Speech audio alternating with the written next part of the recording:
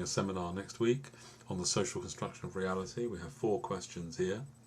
The 4th one is about Garfinkel and ethnomethodology. I will deal with that in the second video. Let's look at the other 3. How are everyday realities socially constructed? How does a medical examination show us the operation, the processes of social construction? The handout that I gave you this week actually had kind of an extended discussion of this in relation to Berger and Luckmann's work. I think that the notes provided in it, plus the example itself, are more or less self-sufficient, but I'll give a few pointers about Berger and Luckmann. Second question is, how satisfying is Berger and Luckmann's understanding of social structure and social change, institutions and the more durable social world and that kind of thing? Thirdly, what elements of social reality do you think are inadequately accounted for in interpretative and constructionist thinking? Phenomenological sociology or social constructionism is often, and Weberian kind of approach to social life is often referred to as interpretative thinking, interpretative sociology. What does Schutz contribute to our thinking? Well, we had a lecture on Schutz, so I don't need to go over that just now. Let's kind of have a focus on Berger and Luckmann, and this is simply the background to that aspect of questions 1 and 2.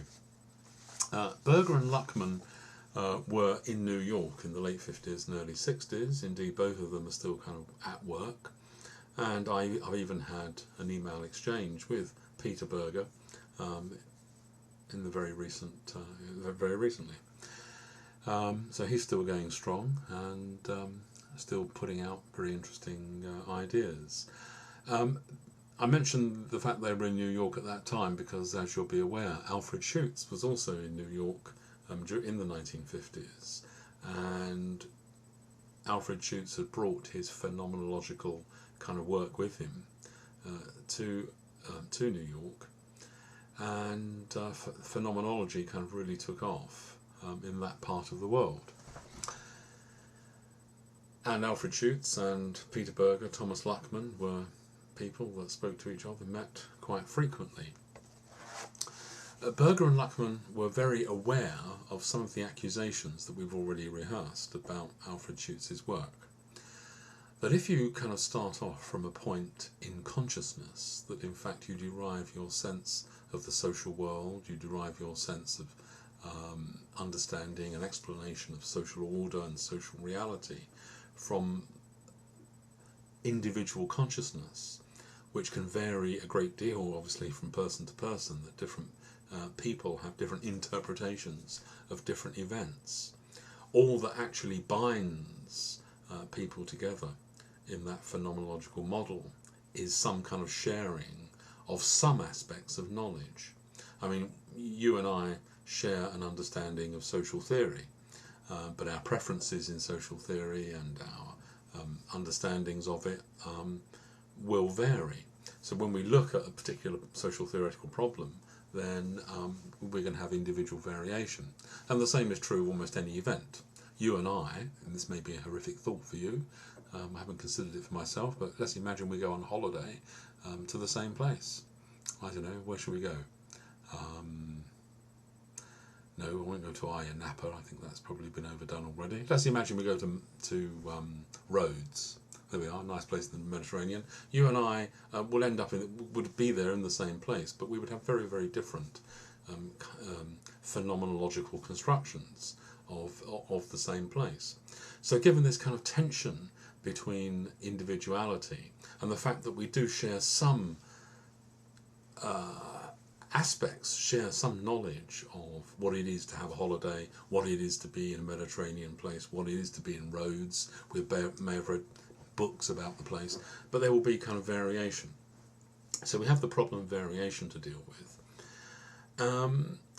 And the other thing is, what is the role of social institutions that we're aware of, like schools and families and other places like this? What role do they play in the construction of reality? Presumably, if we are socialised, there's a sense in which that's going to have a bearing on how we can conceive of the world. Anyway, so Berger and Luckmann to some extent are responding to a lot of the criticisms that are levelled at Schütz's work, in that it's a highly individualist, or appears to be a highly individualist enterprise.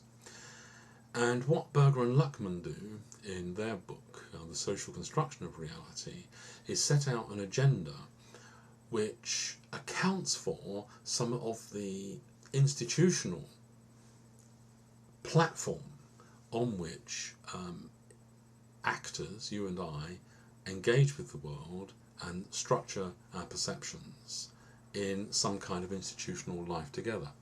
And so one of the things that they emphasise in their work is that the first thing is socialisation.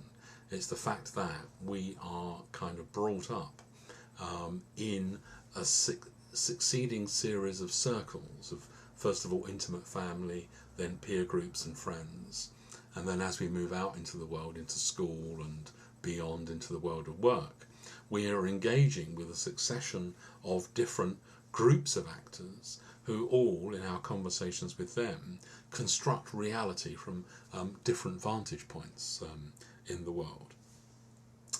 So there's an institutional kind of background to phenomenological reality and its construction.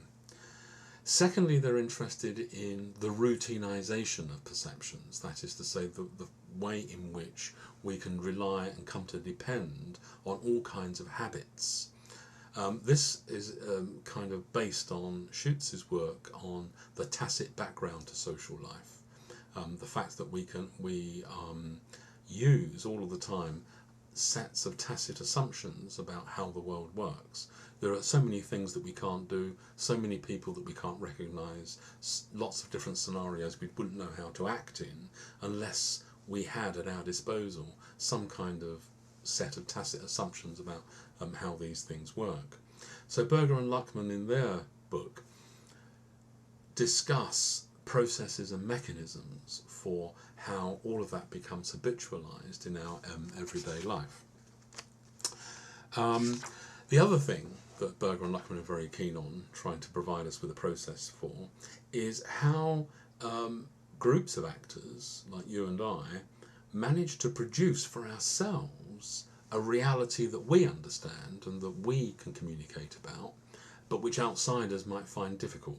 I mean, this is very, very similar to, like, you're having groups of friends and you have kind of experiences together which you share and have private language and private words to describe, but which outsiders don't in any sense can't share in unless they are socialised, as it were, into your group, and they have to learn the words and learn the language. So Berger and Luckmann see such occasions as stages in the way that an external construction of reality is somehow produced. That, in order to have, this amazing kind of vista of an external reality full of all these kind of things going on, a leisure world, places where you have sports and hobbies, schools, universities, hospitals, asylums, mad people, foreign people, all of these things, all of which, of course, for a phenomenologist are constructions, if you like. These things have to be produced and externalised in some way. So Berger and Luckmann produce a kind of theory, if you like, of externalisation, how things become reified and how we come to see them as real external things, if you like, existing out there. The issue about the medical examination is quite interesting, because obviously a medical examination, like any other live social situation that you kind of go into, is something which is phenomenologically constructed. It's something which groups of actors who kind of operating with their own stocks of knowledge and their own resources come together and have to act a situation. Clearly a doctor and a patient have vastly different individual kind of takes on how that reality is or can be constructed.